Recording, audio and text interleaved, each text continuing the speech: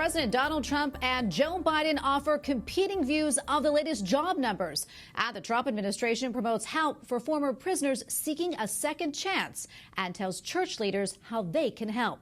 Correspondent Owen Jensen reports now from the White House. Owen? Tracy, President Trump is not at the White House tonight. Instead, he's in New Jersey this weekend doing some campaign fundraising. And this morning, he got some numbers he clearly likes. The United States added 1.8 million jobs in July, prompting President Donald Trump to tweet great jobs numbers.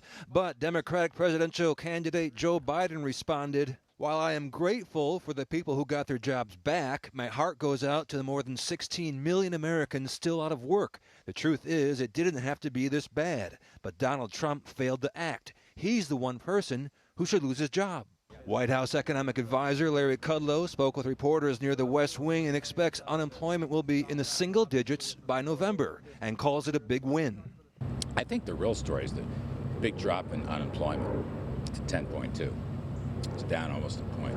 Also, TikTok and WeChat. President Trump cracking down on each app over their connection to China's government, issuing executive orders that could bar the apps from the Apple and Google app stores. And we all agree that there needs to be a change, especially with TikTok collecting significant amounts of private data on users. It's unacceptable.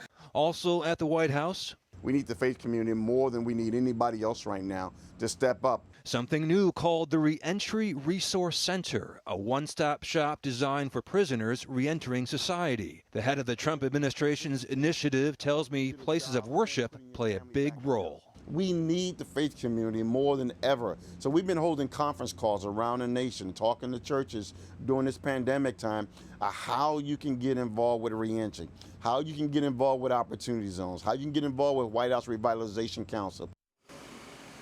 Also tonight, we're learning that U.S. intelligence officials believe that Russia is trying to denigrate Democrat Joe Biden ahead of the November election, that China does not want President Trump to win because he's too, quote, unpredictable, and that Iran is trying to divide our nation. Tracy? White House correspondent Owen Jensen reporting for us tonight. Thank you so much, Owen.